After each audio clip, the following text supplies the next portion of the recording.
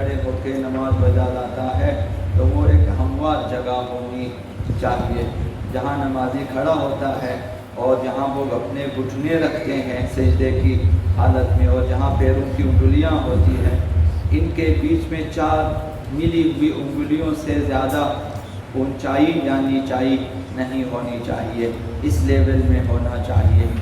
جہاں پیروں کے انگوٹھے رکھتے ہیں ایسا نہ کہ وہ اونچی ہو، جہاں گھٹنے رکھتے ہیں ممکن ہے کہ وہ زیادہ اتنی مقدار میں نیچی ہو، یا جہاں پیشانی، یہ ایک لیول میں ہونا چاہیے۔ 4 ملی ہوئی انگلیوں سے کم اگر اوپر نیچے ہو تو پرواہ نہیں ہے، اس سے زیادہ نہ ہو، نہ اوپر نہ نیچے۔ حضرت آیت اللہ مکارم شیرازی نے فرمایا جہاں انسان سجدے میں پیشانی رکھتا ہے جہاں وہ کھڑا ہو جاتا ہے، ان کے پورے بیچ میں یہی 4 ملی کی انگلیوں سے زیادہ نیچی بھی نہ ہو اونچی بھی نہ ہو، نہ پیروں کی طرف سے نہ پیشانی کی طرف سے۔ دوسرا مسئلہ یہ ہے کہ مکان نماز گزار کی ایک شرط یہ ہے کہ وہ جگہ نجس اگر ہے تو خشک ہونا چاہیے۔ اگر نجس ہو اور تر ہو تو وہاں نماز نہیں ہو سکتی، چونکہ آپ اس پہ کھڑے ہو جائیں گے، بدن نجس ہو جائے گا، لباس نجس ہو جائے گا، تو لہٰذا وہ جگہ اگر خشک ہو کہ آپ کے بدن اور لباس کو اس کی تری نہ لگے تو پرواہ نہیں ہے۔ مثلا جا نماز پہ آپ نماز پڑھیں، جا نماز نجس سے خشک ہے تو پرواہ نہیں ہے، لیکن اگر وہ تر ہے تو وہاں پہ نماز نہیں ہو سکتی ہے۔ اور جہاں پہ انسان کی پیشانی رکھنی ہوتی ہے، سجدگاہ جس کو ہم کہتے ہیں، وہ حتماً پاک ہونا چاہیے چاہے خشک ہو یا نہ ہو۔ اگر وہ نجس ہے اور خشک بھی ہے تو وہ نماز وہاں پہ صحیح نہیں ہے۔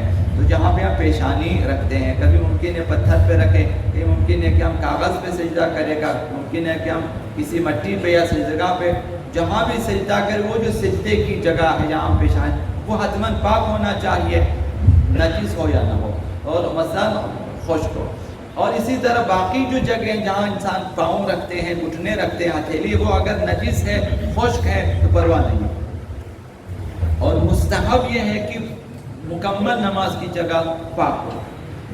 تیسرا مسئلہ یہ ہے کہ ایک جگہ نامحرم اور محرم، مرد عورت کا، نامحرم مرد اور نامحرم عورت کا اکٹھا ہونا ایک ایسی جگہ جہاں تیسرا شخص نہ آ سکتا ہو، حرام ہے، گناہ ہے، جائز نہیں ہے۔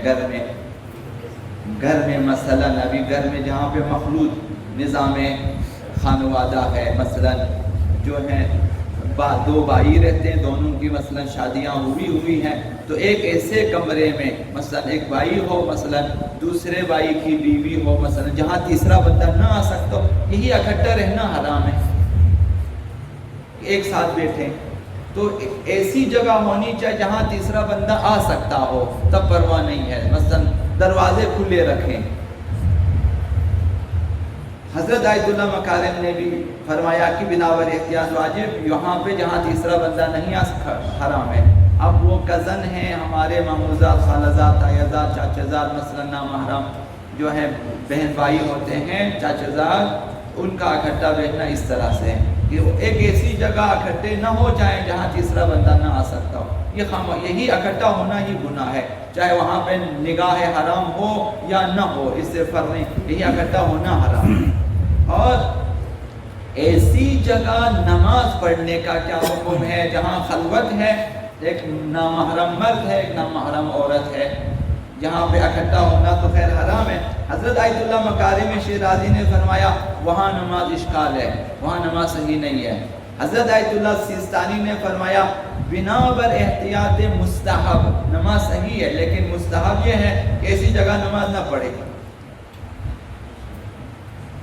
یہ آخری مسئلہ یہ کہ جس جگہ موسیقی بجائی جا رہی ہو، کوئی ایسا ہوٹل ہے، مثلا کوئی ایسی جگہ ہے، کوئی ریسٹورنٹ، ایسی جگہ جہاں پہ موسیقی، مثلا حرام موسیقی بجائی جا رہی ہے، گانا وغیرہ، وہاں نماز پڑھنے کا کیا حکم ہے؟ حضرت آیت اللہ سیستانی نے فرمایا کہ نماز وہاں صحیح ہے لیکن موسیقی سننا حرام ہے۔ تو وہاں پہ اگر ہم موسیقی بھی سنیں اور نماز بھی پڑھیں، ممکن ہے کہ نماز جو ہے شرعی اعتبار سے صحیح ہو لیکن انسان گناہوں میں آلودہ رہتا ہے، جب تک وہاں موجود ہے، جب تک گانے کی آواز آ، کیونکہ وہاں سے آگے جانا واجب ہے انسان کے لیے۔ ایک ایسی جگہ جہاں پہ گانے بجائے جا رہے ہیں، بیٹھنا حرام ہے، وہاں سے آگے جانا۔ اگر نہیں چاہتا نماز بھی وہیں پڑھ لیتا ہے۔ اب بحالت مجبوری ممکن ہے کہ اشکال نہ رکھتا ہو، کوئی ایسا ہوٹل ہے آپ بس سے اترے، آپ وہاں نہ موسیقی روک سکتے ہیں نہ اور کچھ، اب نماز بھی قضا آپ ممکن ہے وہاں آپ کے اوپر گناہ نہ ہو، لیکن باقی جگہوں پہ جہاں ہم دور جا سکتے ہیں، نہ چاہیں وہیں نماز پڑھیں۔